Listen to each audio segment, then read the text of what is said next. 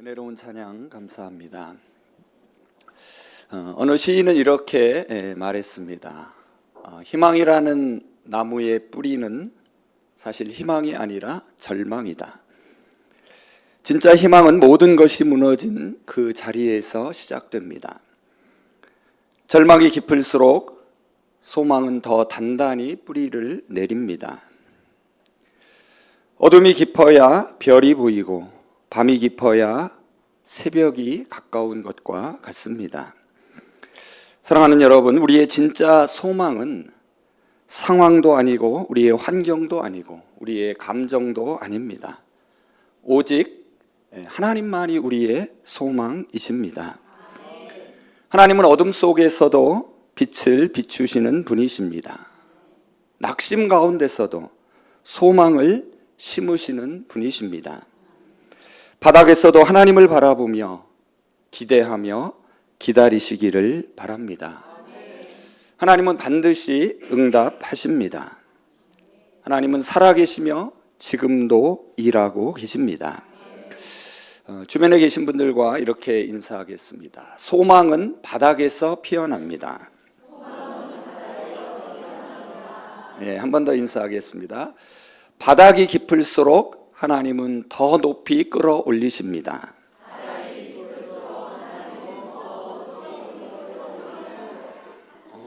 긴데도 잘 따라 하시네요. 소망이 있습니다. 네. 어떤 날은 아침에 눈을 떠도 마음이 무겁고 숨을 쉬고 있어도 살아있다는 감각이 느껴지지 않을 때가 있습니다. 기도하려 해도 말이 막히고 찬양을 들어도 도무지 마음이 움직이지 않는 그런 날이 있습니다. 영혼이 깊은 바닥에 쓰러진 그 자리에서 우리는 조용히 하지만 절박하게 묻습니다. 하나님 정말 계신지요? 지금도 저를 보고 계시나요? 오늘 우리가 함께 읽은 시편 42편의 시인은 바로 이러한 영혼의 깊은 밤을 지내고 있습니다. 눈물이 음식이 되고 마음은 낙심과 불안으로 가득합니다. 그런데 놀랍게도 그는 그 절망의 바닥에서도 찬양을 멈추지 않습니다. 절망의 끝에서도 소망을 잃지 않습니다. 그는 외칩니다. 내 영혼아 어찌하여 낙심하며 어찌하여 불안해하는가? 너는 하나님께 소망을 두라. 오늘 우리에게 필요한 말이 아닙니까? 형통함보다 더 간절한 것, 바로 살아계신 하나님을 향한 갈급함입니다. 하나님께 다시 소망을 두는 결단이 우리에게 필요합니다. 오늘 시편 42편을 통하여 우리가 어떤 자리에 있는지 다시 하나님을 찾고 다시 찬양하며 다시 일어설 수 있기를 소망합니다. 여러분 등산 좋아하십니까?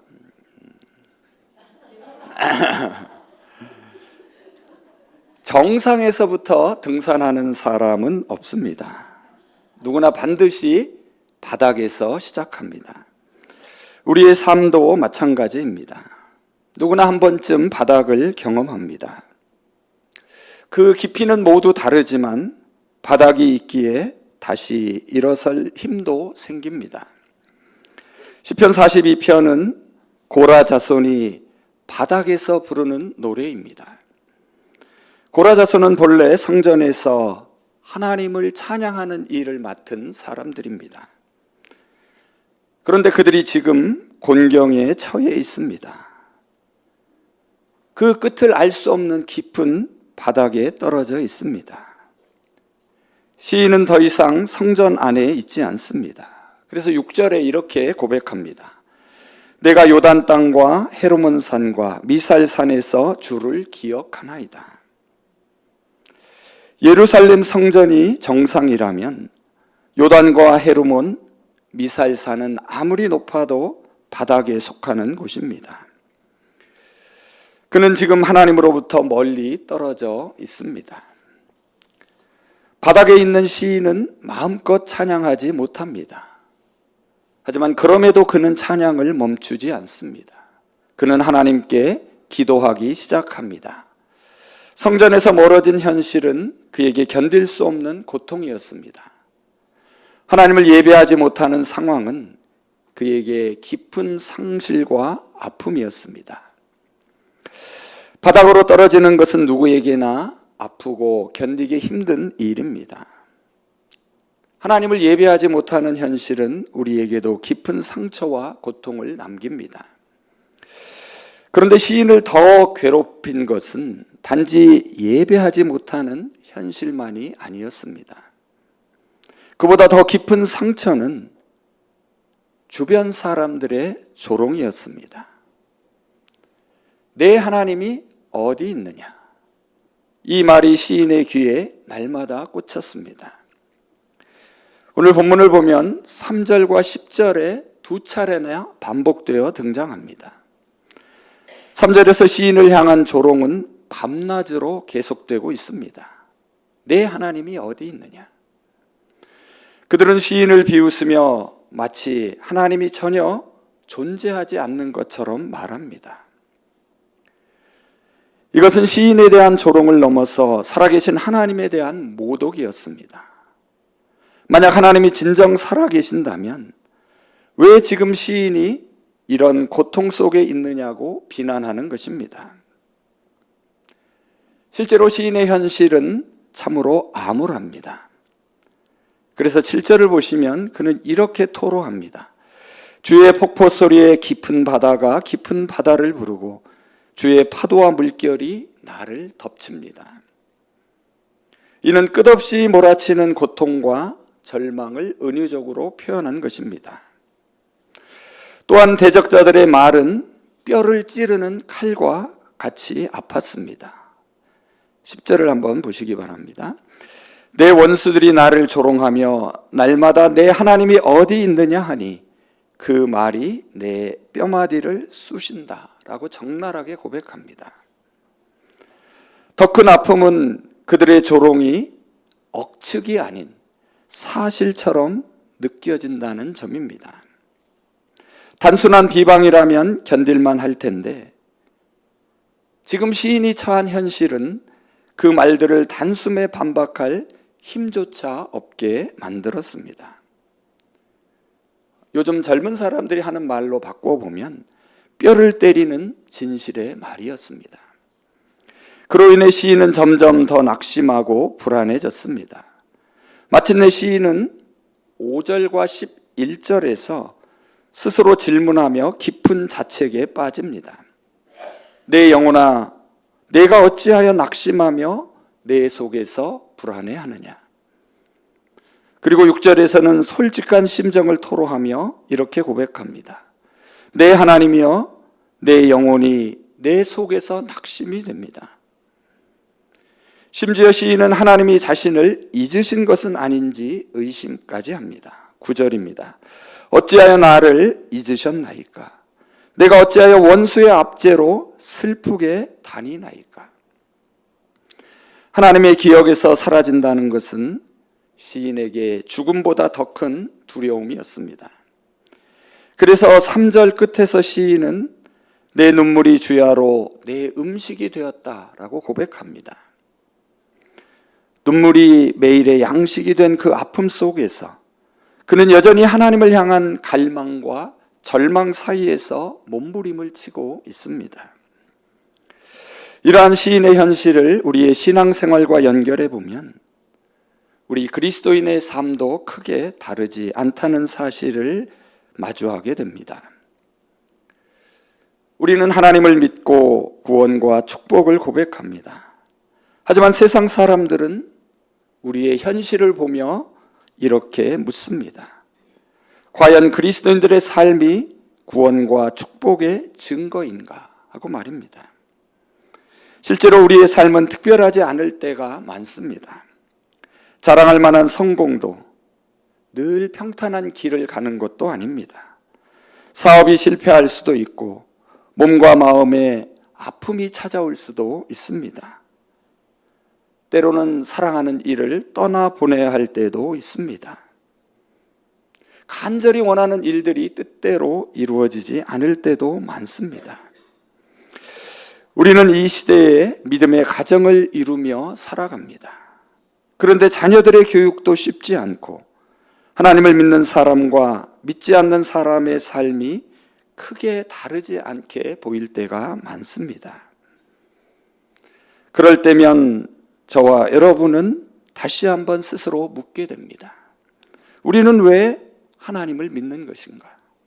이 모든 현실 속에서 나는 왜 여전히 하나님을 붙들고 있는 것인가? 이 질문은 우리 신앙의 근본을 되돌아보게 하는 가장 진솔한 고백이자 신앙의 출발점이 됩니다. 우리는 시인의 고백에서 그 답을 찾을 수가 있습니다. 시인은 자신의 현실을 외면하지 않습니다. 그가 처한 상황을 부정하거나 미워하지 않고 있는 그대로 정직하게 마주합니다. 이것이야말로 참된 믿음의 출발입니다. 우리는 흔히 긍정의 힘을 말합니다. 모든 것이 잘 될 거라 믿고 스스로 격려하며 앞으로 나아가는 태도는 때로는 우리에게 필요한 힘이 되기도 합니다. 하지만 이것이 곧 신앙의 본질은 아닙니다. 현실을 외면한 채 장밋빛 미래만을 꿈꾸는 것은 하나님을 향한 진실한 신앙을 흐릴 수 있습니다. 여러분, 긍정의 힘이 바라보는 것은 그 중심은 결국 자기 자신과 자신의 성공과 행복에 머물러 있기 때문입니다. 바른 신앙은 자신을 넘어서 하나님을 기억하는 데 있습니다. 막막한 현실 앞에서도 시선을 하나님께로 향하는 데 있습니다. 하나님이 허락하신 바닥에서 하나님을 찾고 하나님을 붙드는 것이 믿음의 시작입니다. 우리 그리스도인들은 세상의 현실을 부정하지도 회피하지도 않습니다. 고통과 실패, 눈물과 두려움 속에서 솔직하게 인정하고 그것을 껴안습니다. 바로 그 정직한 인식에서부터 참된 위로와 구원의 은혜가 시작되기 때문입니다. 시인은 고통스러운 현실 가운데서 생각하기 시작합니다. 그는 지금의 아픔에 머물지 않고 먼저 하나님이 함께 하셨던 과거를 기억합니다. 오늘 우리가 함께 읽은 시편 42편에서 시인은 기억이라는 단어를 4절과 6절에서 2번이나 사용하고 있습니다. 여기서 기억한다라는 것은 단순히 지난 일을 떠올리는 것이 아닙니다. 여기서 시인이 기억한다라는 것은 지나간 하나님의 은혜를 다시금 이 자리로 불러와 그 은혜를 다시금 경험하는 것입니다. 시인은 지금 여기서 그때 그 은혜의 자리로 마음을 되돌리고 있습니다. 4절의 고백입니다. 내가 전에 성의를 지키는 무리와 동행하여 기쁨과 감사의 소리를 내며 그들을 하나님의 집으로 인도하였더니 이제 이 일을 기억하고 내 마음이 상하는도다. 여러분, 여기 잘 보시면 시인은 자기의 삶을 전에, 이전과 지금, 이제로 대조해서 표현하고 있습니다. 전에 그는 하나님의 집에 있었습니다. 믿음의 사람들과 함께 기쁨과 감사로 찬양하며 예배했습니다. 그런데 이제 그는 바닥에 있습니다. 성전에서 멀어진 채 깊은 낙심과 고독의 자리에 서 있습니다. 그래서 시인은 몹시 아픕니다. 그리고 그 아픔 속에서 다시 기억합니다. 하나님 앞에 있었던 그 시간을, 자신이 누구였는지를, 그리고 하나님께서 어떤 분이셨는지를 분명하게 떠올리고 있습니다. 사랑하는 성도 여러분, 혹시 지금 여러분의 삶이 바닥에 머물러 있다면 무엇보다 먼저 하나님께서 행하신 일들을 기억하시기를 바랍니다. 지금 여기까지 인도하신 하나님의 은혜를 떠올려 보시기를 바랍니다. 앞서 말씀드린 것처럼 기억은 단순한 과거의 회상이 아닙니다.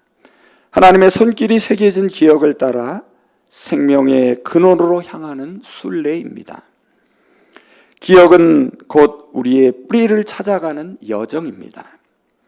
우리 삶의 근거가 어디 있는지를 다시금 확인하는 것입니다. 결국 기억은 우리를 하나님께로 이끌어 갑니다. 바닥에서도 생명의 근원이신 하나님께 다시 마음을 두게 합니다. 시인은 바닥에서 하나님을 부르기 시작합니다. 1절에서 그는 이렇게 고백합니다. 사슴이 시냇물을 찾기에 갈급함같이 내 영혼이 주를 찾기에 갈급하나이다.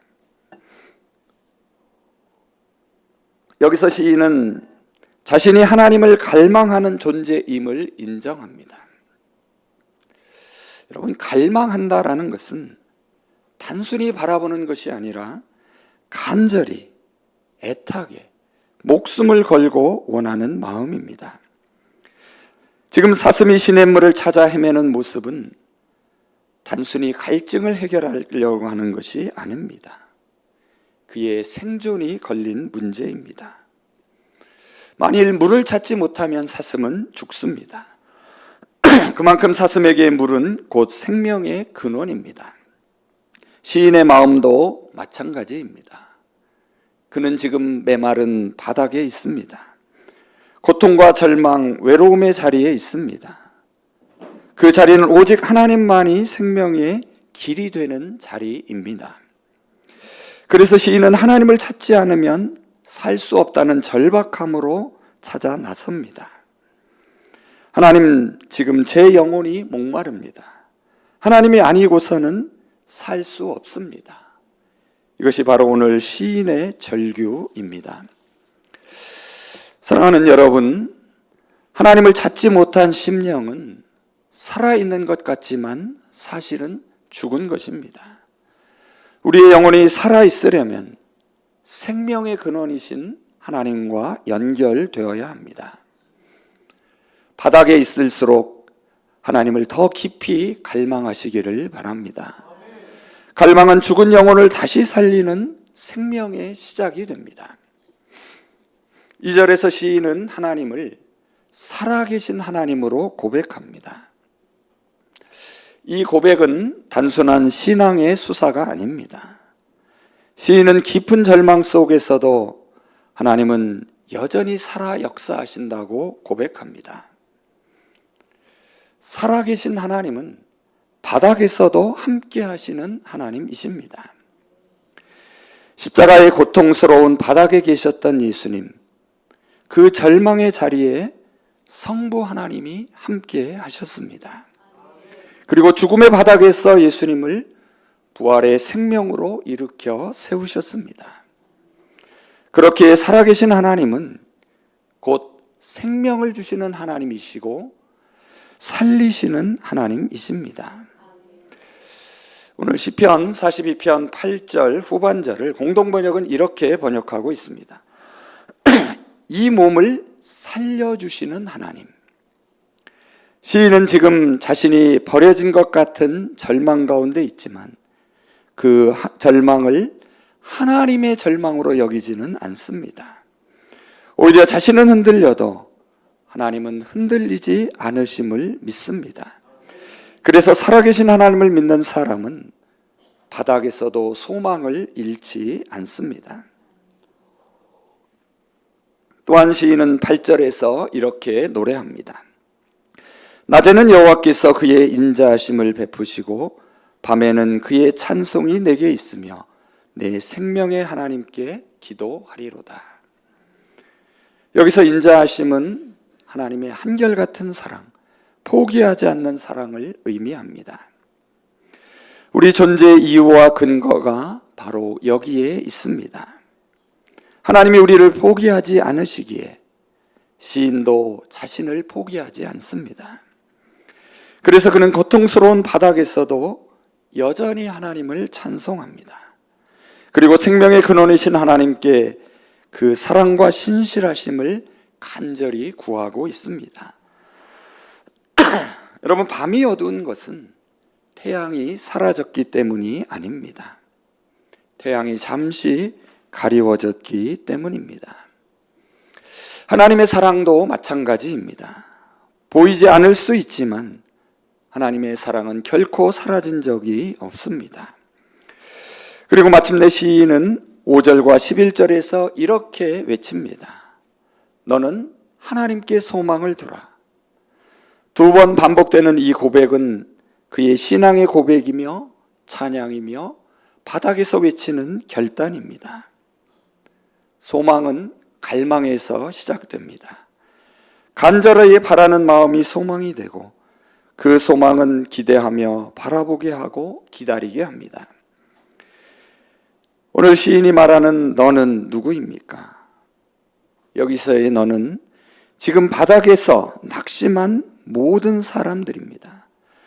불안으로 무너져 내리고 있는 모든 영혼을 가리킵니다. 그리고 시인은 분명한 이유를 제시합니다. 11절을 보시기 바랍니다. 내 영혼아 내게 내가 어찌하여 낙심하며 어찌하여 내 속에서 불안해하는가? 너는 하나님께 소망을 두라. 나는 그가 나타나 도우심으로 말미암아 내 하나님을 여전히 찬송하리로다. 하나님은 나타나셔서 도우시는 분이십니다. 깊은 바닥에 떨어졌을지라도 시인은 여전히 하나님을 찬송하기로 결단합니다. 이것이 바로 믿음입니다. 신앙인도 때로는 하나님에 대한 의심과 회의에 빠질 수 있습니다. 하지만 그 의심은 믿음이 없기 때문이 아니라 오히려 믿음이 있기 때문에 생겨나는 갈등입니다. 의심은 하나님을 향한 진지한 신뢰와 동행에서 비롯된 내면의 몸부림입니다. 그렇게 우리는 그 의심마저도 하나님 앞에 솔직히 내놓아야 합니다. 하나님께 도우심을 구하고 그분 앞에 나아갈 때에 비로소 우리는 의심의 고통에서 벗어날 수 있습니다. 하나님은 바닥을 딛고 일어설 힘을 주시는 분이십니다.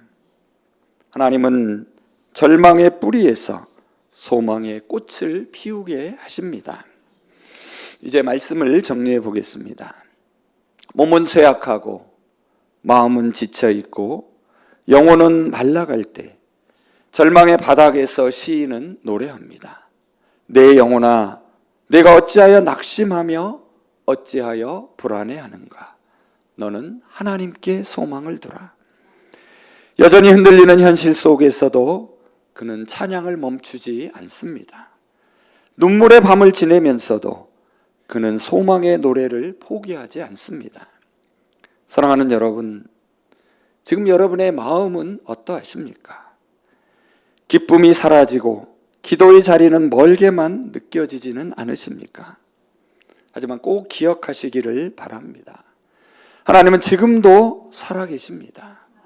하나님의 시내는 마르지 않으며 하나님의 생명은 오늘도 저와 여러분을 향하여 흐르고 있습니다. 시인은 바닥에서 하나님을 찾습니다. 그리고 바로 그 자리에서 다시 일어섭니다. 저와 여러분도 그렇게 할 수 있습니다. 아니, 지금이야말로 그렇게 해야 할 때입니다. 오늘 우리에게 필요한 것은 문제가 해결되는 것이 아닙니다. 형통한 환경이나 안정된 삶도 아닙니다. 정말 필요한 것은 하나님을 향한 갈급함입니다. 시냇을 찾아 헐떡이는 사슴처럼 우리의 영혼이 하나님을 찾아 나서야 합니다. 왜냐하면 그분만이 생명의 근원, 우리가 살아가는 이유이시기 때문입니다. 이제는 우리가 결단할 시간입니다. 낙심의 자리에 머물러 있지 마시기 바랍니다. 불안에 주저앉아 있지 마시기 바랍니다. 그리고 오늘 시인처럼 고백할 수 있기를 원합니다. 나는 다시 하나님을 찬송하리로다. 하나님은 우리의 소망이십니다. 하나님을 소망하는 사람은 내 힘이 아니라 하나님이 주시는 새 힘으로 살아갑니다. 혹시 지금 감당할 수 없는 일을 마주하고 계십니까? 바닥처럼 느껴지는 현실 앞에 서 있으십니까? 바로 그 자리에서 하나님을 바라보시기를 바랍니다. 하나님은 절망의 끝자락에서 희망의 꽃을 피우시는 분이십니다. 오늘 집으로 돌아가셔서 혼자 있는 시간에 조용히 무릎을 꿇고 이렇게 기도하시기를 바랍니다. 하나님, 저는 갈급합니다. 지금 저의 소망은 오직 하나님 뿐입니다. 이 단순한 고백이 여러분의 심령을 다시 일으킬 수 있기를 바랍니다. 소망은 멀리 있지 않습니다. 절망 속에서도 하나님을 찾는 이에게 그분은 생명의 숨길로 다가오십니다. 오늘 하나님께 소망을 두십시오. 하나님을 다시 찬양하십시오. 그리고 하나님이 주시는 새 힘을 입으시기를 바랍니다. 소망의 하나님께서는 우리를 절벽 끝에서 날아오르게 하실 것입니다. 이제 시인의 고백을 함께 들으며 말씀을 마칩니다. 1절과 11절을 우리말 성경으로 읽겠습니다. 오 하나님이여, 사슴이 목이 말라 헐떡이며 시냇물을 찾듯이 내 영혼이 목이 말라 주를 찾습니다. 오 내 영혼아, 왜 이렇게 풀이 죽어 있느냐? 왜 이렇게 내 속에서 불안해하느냐? 너는 하나님을 바라라. 내가 오히려 그분을 찬양하리라. 그분은 내 얼굴을 도와주시는 분이시며 내 하나님이십니다. 아멘. 기도하겠습니다. 주님, 광야같이 메마른 삶 속에서 저희의 영혼이 목말라 주님을 찾습니다. 사슴이 시냇물을 찾듯 저희도 주님만을 갈망합니다. 낙심의 골짜기에서 불안의 밤을 지낼지라도 저희를 부르시는 주님의 음성에 다시 귀 기울이게 하여 주시옵소서. 나는 다시 하나님을 찬송하리로다. 이 고백이 저희의 노래가 되게 하시고 흐릿해진 눈동자가 다시 주님을 바라보게 하여 주시옵소서. 주님, 저희 안에 새 힘을 부어주셔서 바닥에 있는 저희를 일으켜 세워주시며 절망의 끝에 피는 희망의 꽃을 바라보게 하여 주시옵소서. 그리고 그 자리에 무릎 꿇고 주님을 찬양케 하여 주시옵소서. 저희의 소망이시며 생명이신 예수 그리스도의 이름으로 기도합니다. 아멘.